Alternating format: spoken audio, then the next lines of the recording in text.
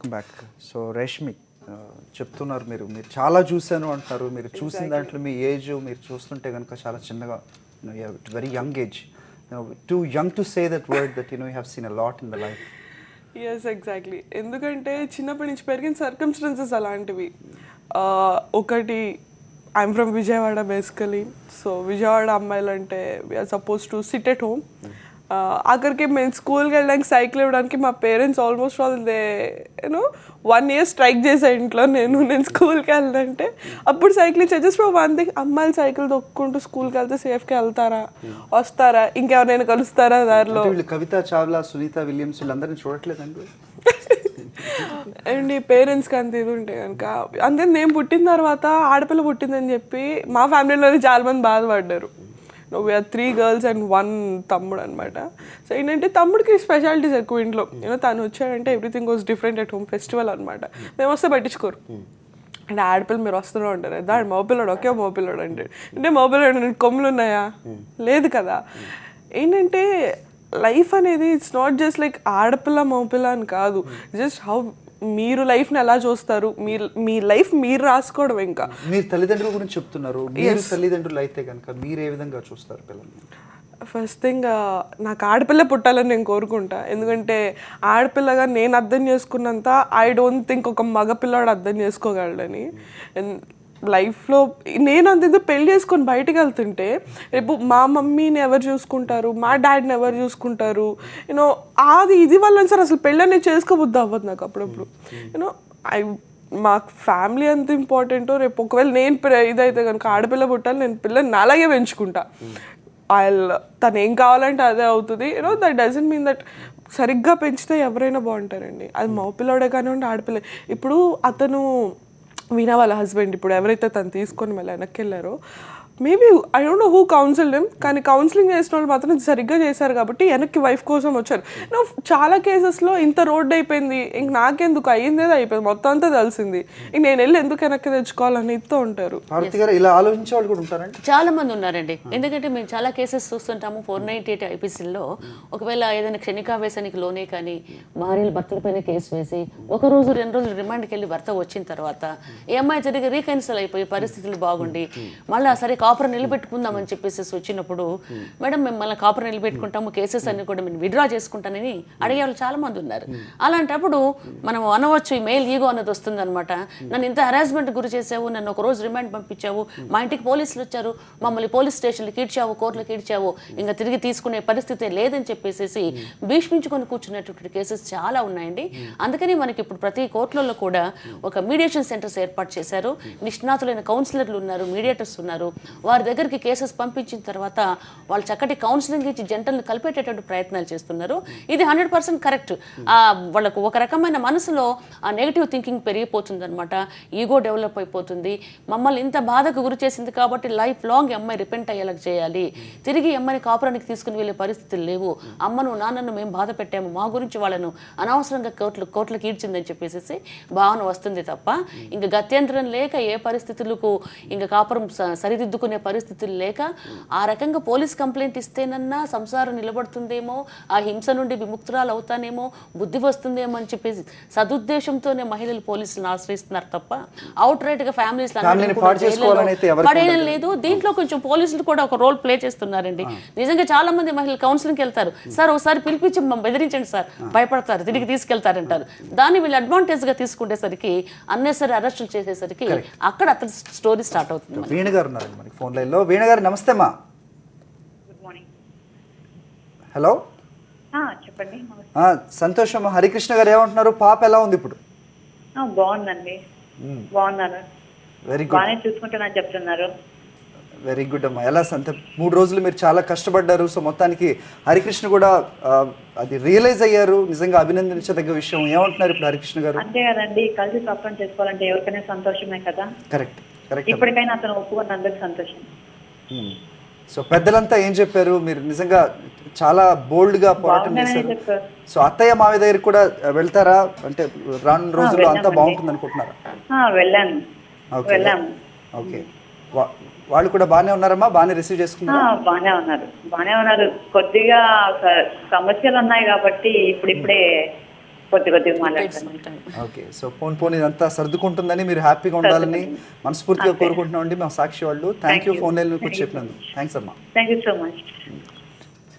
So Parvathi గారు మీరు ఇంతకుముందు చెప్తున్నారు, సో పాప పుడితే మైనస్ అని, లేకపోతే కొడుకు పుడితే ప్లస్ అని. సో పుట్టిన వెంటనే స్వీట్స్ పంచుతుంటే కనుక ప్లస్ మైనస్ అని అడిగే రోజులు కూడా జనరల్గా అడుగుతున్నారు. సో ఏంటండి ఈ ట్రెండ్ మారదా, లేకపోతే పాప బాబు ఒకటే అనే సిస్టమ్ ఎప్పుడు మనకు వస్తుంది అంటారు? ఒకటండి, అసలు పాప బాబు ఇద్దరు ఒకటే. ఇటీవల కాలంలో కొంత మార్పు మేము గమనించామండి. చక్కగా అమ్మాయిలను పెంచుకుంటున్నారు, పెద్ద చేసుకుంటున్నారు. అమ్మాయిలు అన్న వాళ్ళే కుటుంబానికి మూల స్తంభాలకు ఉన్న పరిస్థితి చూసాము. ఎస్పెషల్లీ ఓల్డ్ ఏజ్ పీపుల్ చూసినప్పుడు పేరెంట్స్ను అమ్మాయిలు అన్న వాళ్ళు వాళ్ళని బాగా వాళ్ళ పాలన సంరక్షణ చూసుకుంటున్నారండి. అబ్బాయిలు అన్న వాళ్ళు వివాహం అయిపోగానే వేరే వేరే ప్లేసెస్కి వెళ్ళిపోవడము, ఇతర కొన్ని ఎక్సెప్షన్స్ కూడా ఉంటున్నాయి. పేరెంట్స్ని చూసుకోలేనటువంటి పరిస్థితుల్లో ఉన్నారు. కాకపోతే ఆడపిల్లలు మనం గమనిస్తే వాళ్ళ అమ్మను నాన్నను ఎస్పెషల్లీ వాళ్ళ ఎయిల్మెంట్స్ పడ్డప్పుడు, రోగగ్రస్తులైనప్పుడు చూసుకోవడం కానీ, ఆర్థికంగా సపోర్ట్ ఇవ్వడం కానీ, భర్తల్ని కూడా వాళ్ళు ఒక రకంగా ఒప్పించుకొని ఆ కుటుంబానికి ఆర్థిక అవసరాలు తీర్చేటటువంటి సంఘటనలు కూడా చూసాము. కాబట్టి ఇప్పుడు చాలామంది పేరెంట్స్ కూడా మాకు ఆడపిల్లలు ఉంటేనే బాగుంటుందమ్మా, చక్కగా చూసుకుంటారు. ఎందుకంటే ఇందాక మేడం చెప్పారు, ఆడపిల్లలకు సహనము, ఓరిమి, శాంతము ఇత్యాది గుణాలన్నీ కూడా ఎక్కువ. అంటే ఒక ఉద్యోగం చేయాలన్నా, ఒక కుటుంబ బాధ్యత నిర్వర్తించాలన్నా, ఒక తల్లిదండ్రులను బాధ్యతాయుతమైన అమ్మాయిలుగా చూసుకోవాలన్నా కూడా ఆడపిల్లలు మాత్రమే కేవలము ఈ ప్రేమ, అనురాగము, ఆప్యాయత పంచగలరు కూడా. ఈ విషయాన్ని అందరూ గమనించుకోవాలి. ఇంట్లో ఆడపిల్ల ఉంటే మనకి ఇంకా లేనిది ఏమీ లేదని చెప్పేసి గమనించుకోవాలి. ఇంకోటి, ఆడపిల్లలు అన్ని రంగాల్లో కూడా నిష్ణాతులు అవుతున్నారు. ఇందాక మీరు అన్నట్లు ఆ కల్పనా చావ్లా గారు కానీ వారి దగ్గర నుంచి మనం చూసుకుంటే అన్ని రంగాల్లో కూడండి వారు ప్రవేశించినటువంటి రంగము లేదని చెప్పుకోవాలి మనము. కాబట్టి ఆడపిల్లలు ఉండడమే, ఆడపిల్లలే మన సంపద. ఒకప్పుడు మన లక్ష్మి పుట్టిందని చెప్పేసి అనుకునేవాడము. కాబట్టి ఆడపిల్లే లక్ష్మి, ఆడపిల్ల సరస్వతి అనుకుంటున్నారండి. రేష్మి, మీరు పర్సనల్ గా కూడా ఎంతో సఫర్ అయ్యారని మీరు చెప్పారు. సో గర్ల్ చైల్డ్ లో ఉందని గా ఉన్నారండి. ఈ రోజు మీరు బయట వాళ్ళ కోసం పోరాటం చేస్తారు. మీరు ఎలా నిలబడ్డారు అలాంటి ఒత్తిడి నుంచి? ఇట్ వాజ్, నాకు అదైతే అంత సింపుల్ మాత్రం కాదండి. కష్టాలు నేను పడ్డా అలిసిపోయి, ఇంకా ఒక్కరి నుంచి చెప్తున్నా కదా, నాకు ఇంకెవరు హెల్ప్ లేదు, నాలాగే ఇంకొక అమ్మాయి అవ్వకూడదు. నేను అబ్బాయిని చూసాను, వాళ్ళ పేరెంట్స్కి నిజంగా ఎంత ఇదిగా ఉంటారో. ఎందుకంటే వాళ్ళకి చిన్నప్పటి నుంచి ఒక single parent, guy single parent అనమాట. వాళ్ళ మమ్మీని పువ్వుల్లో పెట్టుకొని చూసుకుంటాడు. I seriously appreciate him. అలాంటి అబ్బాయిలు ఉండాలి, నాలాంటి అమ్మాయిలో ఉండాలి. ఎందుకో కూడా చెప్తా, రేపు బయటికి వెళ్ళిన తర్వాత నాకు తెలిసిన ఇంటికి సేఫ్గా వెళ్తానని. నాకు ఇంటికి సేఫ్గా ఎలా వెళ్ళాలో తెలుసు. నేను midnight 2 అవ్వనివ్వండి, 3 అవ్వనివ్వండి, I know how to use the public transport, I know how to use the private transport. బయట అమ్మాయిలు ఇంట్లో పిల్లల్ని, ఆడపిల్లల్ని అని చెప్పేదో గూట్లో పక్షిలా పెట్టేసి పెంచడం కాకుండా అన్ని కొంచెం తిరగనివ్వండి. వాళ్ళకి కూడా కొంచెం బయట సమాజం అంటే బయట సమాజం గురించి తెలియాలంటే ఫస్ట్ వాళ్ళు ఈ ప్రపంచంలోకి రావాలి. సో ప్రపంచంలోకి రాకుండానే వాళ్ళని చిరివేస్తున్నారు. మా పేరెంట్స్ థింకింగ్ వర్క్ కూడా వెళ్ళండి. మా జనరేషన్ మా థింకింగ్ నుంచి చేంజ్ అయినా చాలు. With in no spam. అసలు ఇప్పుడు ఇంకా పేరెంట్స్ కూడా చాలా బ్రాడ్ మైండెడ్తో ఆలోచిస్తున్నారు. వాళ్ళ లైఫ్ వాళ్ళకి వదిలేద్దాం, వాళ్ళు చిన్నపిల్లలు కాదు, they know how to decide. వాళ్ళు ఇంతవరకు చదువుకున్నారు, ఇంతవరకు చేసాం, వాళ్ళు తెలుసు వాళ్ళు ఏం చేయగలరు అన్న ఫీలింగ్లో పేరెంట్స్ కూడా ఉన్నారు. ఆ నమ్మకాన్ని పోగొట్టుకోకుండా మన జనరేషన్ నుంచి the youth, the teenage people, వాళ్ళు కూడా they have to take a step out. మనం పేరెంట్స్ మన మీద ఇంత నమ్మకం పెట్టుకున్నారు, బయట పరువు పోకుండా. ఆడపిల్ల అన్న తర్వాత మా లిమిటేషన్స్ మాకు తెలుసు. ఇంత బోల్డ్గా చెప్పేవాళ్ళు ఎంతమంది ఉంటారండి? అంటే ఇంతకుముందు లక్ష్మి గారు చెప్తున్నట్టు మనకి ఎవరైనా ఏ తల్లైనా సరే పిల్లని కావాలని చంపుకోదు, కావాలని విసిరేయదు అని చెప్తున్నారు. కానీ పాప పుట్టిన తర్వాత ఇలాగా ఆ విసిరేయడం కంటే నిలబడి పోరాడాలి, సమాజంతో పోరాడాలి, లేకపోతే కుటుంబంతో కానీ నిలబడాలి అనే ఆత్మస్థైర్యం ఏదైతే ఉంటుందో అది మాత్రం కొంచెం తక్కువగానే ఉంటుందని చూడాలి. సో చిన్న పాపని మాత్రం వదిలేయడం జరుగుతుంది. మనకి రోడ్ల మీద, ముళ్ళ పొదల్లో చూస్తున్నాం, మీడియాలో చాలా న్యూస్ వస్తూ ఉంటుంది. ఇలాంటివి చూసినప్పుడు నిజంగా చాలా కలిసివేస్తూ ఉంటుందండి. సో ఎక్కడ మార్పు రావాలంటారు మీరు చెప్పండి? ఎక్కడ మార్పులు అంటే కుటుంబ పరంగా ముందు మార్పులు రావాలండి. ఆడపిల్ల మగపిల్ల ఇద్దరు ఒకటే అని చెప్పేసి ఆ భేదభావం లేకుండా వివక్షత తొలగేలాగా కుటుంబ పరంగా మార్పులు రావాలి. మనం ఒకటి గమనిస్తే ఈ PCNPNDT యాక్ట్ వచ్చిన తర్వాత కూడా ఈ భ్రూణ హత్యలు ఎక్కువైపోయినాయి. ఈ భ్రూణ హత్యలకు కారణం కూడా మనం ఒకటి గమనిస్తే కేవలం అక్కడ కూడా భర్తలు లేకపోతే కుటుంబంలో ఉండేటటువంటి మామగారులు కానీ ఇతర మగ కుటుంబ సభ్యులు మాత్రమే. ఏ మహిళ కూడా హాస్పిటల్కి వెళ్ళి ఈ టెస్ట్ చేయించుకున్న తర్వాత అబార్షన్ కావాలని చెప్పేసి ఏ మహిళ సొంతంగా నిర్ణయం తీసుకొని ఈ రకంగా టెర్మినేషన్ ఆఫ్ ప్రెగ్నెన్సీ చేయించుకునే దాఖలా లేవు. అంటే వీటిల్లో కూడా మగవాళ్ళే కీ రోల్ పోషిస్తున్నారనమాట. మగవారి యొక్క బలవంతం మూలాన్ని ఇలా చేస్తున్నారు. అంతేకాకుండా ఈ చెట్లలో గుట్టల్లో తర్వాత చెత్త కుండీల్లో పడేసిన సంఘటనలో కూడా చూస్తే కేవలము పెంచలేక ఆ మగవారు వద్దు అని చెప్తారని భావించి, లేకపోతే ఒక రకంగా చూస్తే మోసపోయినటువంటి మహిళలు మళ్ళీ ఆడపిల్ల పుట్టిన తర్వాత గత్యంతరం లేక పడేస్తున్నారు తప్ప వేరే వాళ్ళు వాళ్ళని ప్రోత్సహించడం వల్ల కొన్ని సందర్భాల్లో పడేస్తున్నారు తప్ప నిజంగా కావాలని ఏ తల్లి కూడా పిల్లలను చెత్తపుట్టల పాలు చేసేటటువంటి సంఘటన మనము అసలు ఆలోచించాలంటే కూడా మనకు భయం వేస్తుంది అనమాట. దాని వెనక చాలా గైడింగ్ ఫ్యాక్టర్స్ చాలా మనకు ఉండే ఉంటాయన్నమాట. ఇదొక కారణము.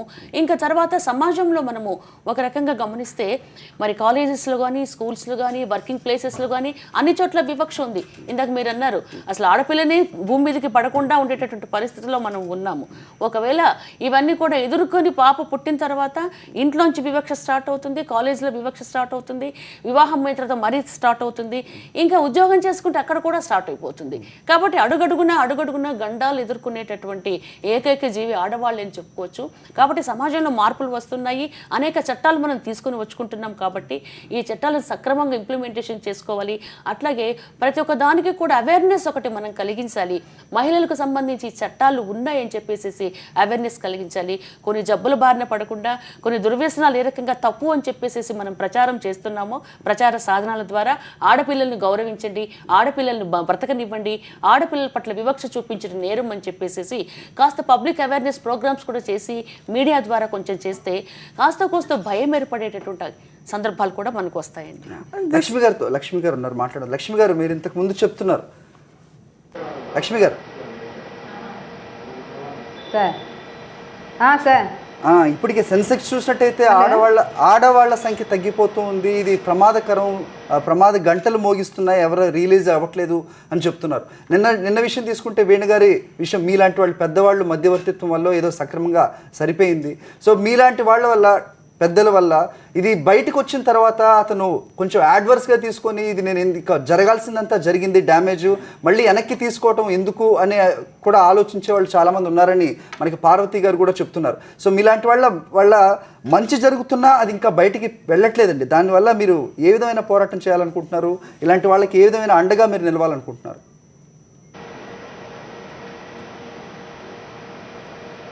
ఈరోజు వీణ విషయం చూసిన తర్వాత మహిళలందరూ కూడా దాదాపు వాళ్ళకి సగం ధైర్యం వచ్చింటుందని మేము అనుకుంటున్నాము. ఎందుకంటే అక్కడ మేము ఉండేటప్పటికే చాలామంది ఫోన్ నెంబర్లు తీసుకోవటము, చాలా సమస్యలు కూడా అక్కడ మా దృష్టికి వచ్చాయి. ఇంకా కూడా ఈ విషయానికి సంబంధించి మొత్తం ఈ రకంగా అల్లుకొని పోయి ఇట్లా ఎవరు పోరాటాలు చేస్తారో చాలామంది ఉన్నారు. బయటికి రాలేకుండా పోరాటాలు స్ఫూర్తితో ఉంటారు, కానీ వాళ్ళకి బయటికి ఎలా రావాలో తెలీదు, ఏ సంఘాన్ని కలవాలో ఏ రంగాన్ని కలవాలో తెలియని పరిస్థితిలో కూడా చాలామంది మహిళలు ఉన్నారు. చాలా గట్టివాళ్ళు మాకు పరిచయం అయిన వాళ్ళలో కూడా అసలు వీరికి ఏమీ తెలియదేమో, ఈమెమీ మాట్లాడలేదేమో అనుకుంటే వాళ్ళు మాట్లాడే విషయాలు చూస్తే చాలా గొప్పగా ఉంటుంది, చాలా ఆదర్శాలుగా ఉంటుంది, చాలా మందిని రక్షించాలన్న ఆలోచన వాళ్ళకు ఉంటుంది. అటువంటి వాళ్ళని మొత్తం కూడా బయటికి తీయాలి. ఖచ్చితంగా వాళ్ళ ద్వారా ఈరోజు మహిళలకంతా రక్షణ కల్పించే పని చేయాలి అనేసి మేము అనుకుంటున్నాము.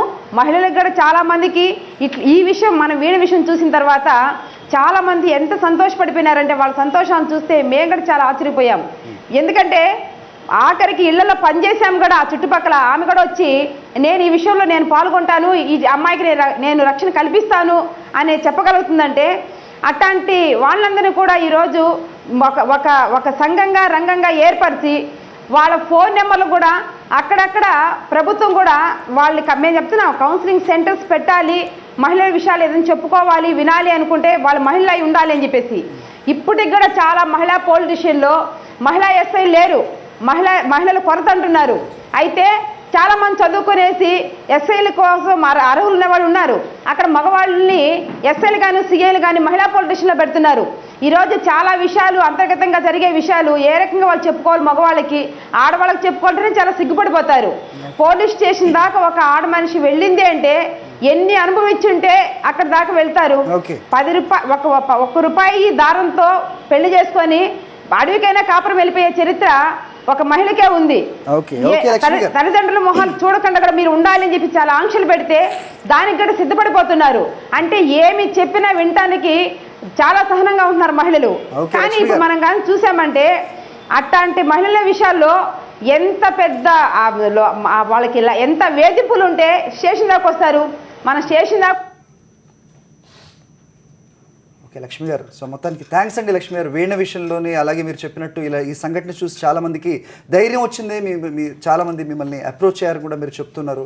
సో అలాంటి వాళ్ళకి మీరు ఇంతకుముందు చెప్పినట్లు ఐక్యమత్యంగా వీళ్ళు యూనిటీగా ఏ విధంగా అయితే నిలబడ్డారో ఇలా నిలబడితే కనుక వాళ్ళకి న్యాయం జరిగే అవకాశాలు చాలా ఎక్కువగా ఉంటాయని చెప్పారు. థ్యాంక్ యూ అండి వాళ్ళ బ్రేక్ఫాస్ట్ షోలో పాల్గొన్నందుకు. Thank you Rashmi. Wish you all good luck in your future. Thank you so much. ఇది వాళ్ళ బ్రేక్ఫాస్ట్ షో. చూస్తూనే ఉండండి సాక్షి.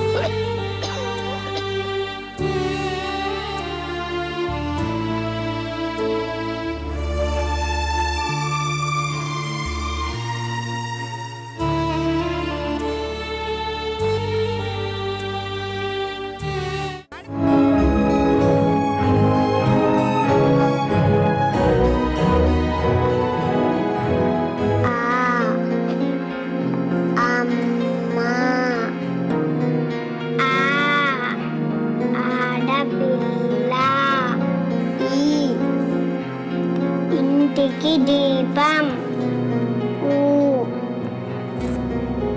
ఉయ్యాల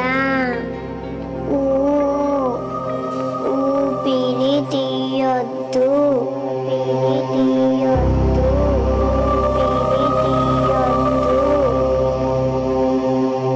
అమ్మాయి పుడితే